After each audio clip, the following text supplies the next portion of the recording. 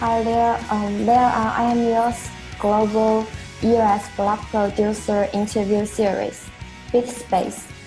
Before our interview, please allow me to make a self-introduction. I am the head of global community for EOS Maopian. Would you mind to make some self-introduction? Yes, I'm Francis, marketer in EOS. I will be the one who does follow-up after each interview, and I'm also responsible for helping developers on project incubation. Yeah. Nice. My name is Matthew Bryce. I'm Chief of Marketing for BitSpace. Okay. I'm Christian Lins. I'm the Chief Strategist and co-founder of BitSpace. Okay, great to meet you. Thank you. Good to meet you too. Yes, thank you in advance for being a part of this interview. So we know BitSpace is an established blockchain innovation network with strong knowledge and extensive experience with DPoS technology, so consulting work. Hosting the DPoS chains for over 6 months and being a block producer in BitShare. Lin, could you please go ahead and give us a brief overview of BitSpace? Let us know how you guys came about as a EOS block producer. What have you done so far? What are your definitions for EOS block producer and BitShare block producer? Yeah, no, absolutely. We've been holding multiple events. We operated the first Steemit hackathon globally, and the first EOS meetup in Scandinavia, and also the first EOS hackathon in the world. BitSpace was founded in 2015, and we've been following Daniel Naraman's work since 2013. We've held multiple events, conferences, meetups, and hackathons. And we also have an annual event called Crypto Finance each year, which connects the traditional business world with the blockchain world. Okay. As we know so far, there are block producer candidates who solely focus on technology. At the same time, there are also candidates who act as an evangelist or maybe marketer, maybe fundraiser. So if BitSpace becomes a block producer, what will be your main direction and what will be your main focus? Our main focus will be on community and building the community globally. Within that, you have the educating and collaborating with different developers, and also making sure that the technology and the updates are going around the community at the same time. So one example that we're doing is we're building the EOS Academy. The EOS Academy will be the first educational institution built in Oslo, Norway, where developers can come from around the world and learn how to build on EOS. And we are organizing academy events now throughout Europe, where developers can come and learn about EOS. And once the academy has been built, then we can start running courses and educate people.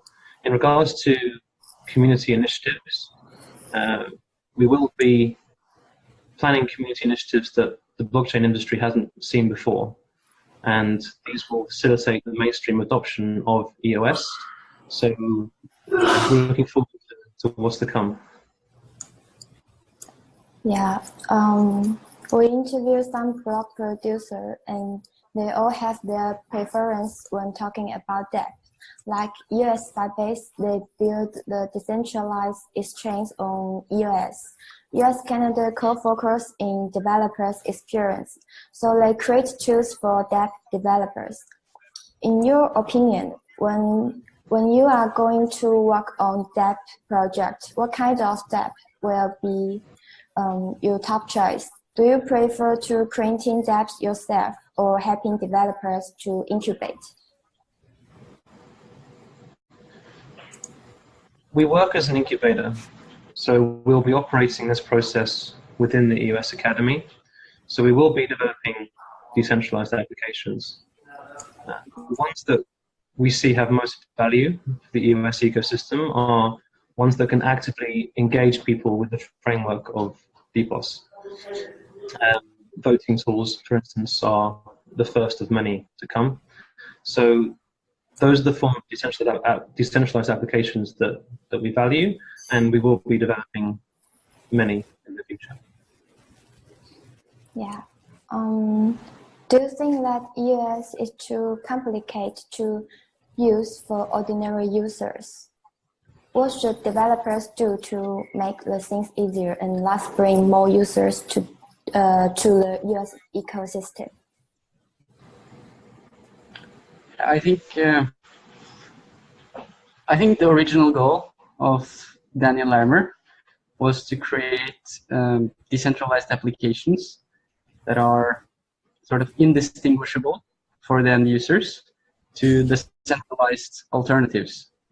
So as we all know, Daniel Larimer created BitShares, a decentralized exchange, to sort of compete with Mt. Gox. And if you really want to be successful in that goal, you have to create something that is as good or better, because many people in the world don't really care about the decentralization aspect. So we have to be able to create services that are competitive in the marketplace. And with BitShares, for instance, that meant creating a scalable solution with very low latency. And it meant being able to operate it in your browser. With Steemit, his next project, that was about creating a decentralized social media platform, sort of like Reddit. And there again, the goal is to create something that is indistinguishable from the end user. He innovated using fee-less transactions, so you don't have to pay for doing each vote. And I think services like that, innovating to keep things competitive in the competitive with the centralized alternatives, is essential to be successful. And now with EOS, I think this is providing a unified framework. You can explain it to the mainstream as a decentralized operating system where people can create their own applications. And then these applications will have to be world-class in terms of user interface and UX. So I think that's sort of the goal we're trying to achieve. Yes.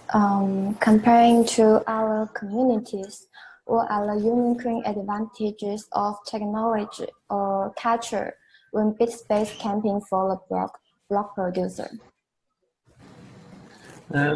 But by being situated in Norway, we have a unique cultural advantage in some ways, because Norwegian business, it relies on professionalism and trust, and these are fundamental. As a country, we embrace green renewable energy sources, and we have good hands-on experience with events and hackathons and meetups and a history within the DPoS community. So by being where we are and in the position we are as a company, we have a unique situation, and we think it will provide a lot of value for EOS. Okay, and in our last interview with EOS Canada, we asked them what's their advantage, and they mentioned that there is a great banking system in Canada. One of their goals is to create more interaction with the major financial institutes in North America, and they want to educate more banks to be the on possibility offered by EOS. On the other hand, there are some very realistic problems they are facing. For instance, most of the major banks in North America are part of the Ethereum Alliance and are building private blockchains on Ethereum.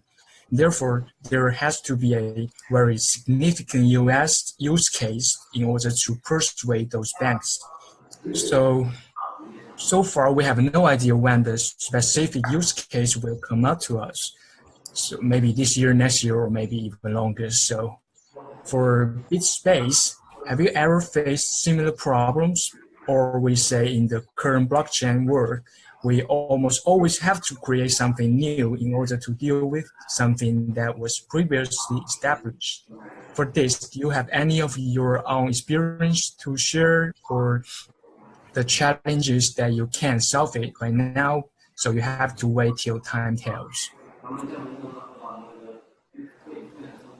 Yeah, I think one thing that is important to note is that the space is evolving very rapidly. It is sort of an exponential technology, and there are new innovations all the time. So I think an important emphasis should be placed on learning and research and trying to predict what will happen.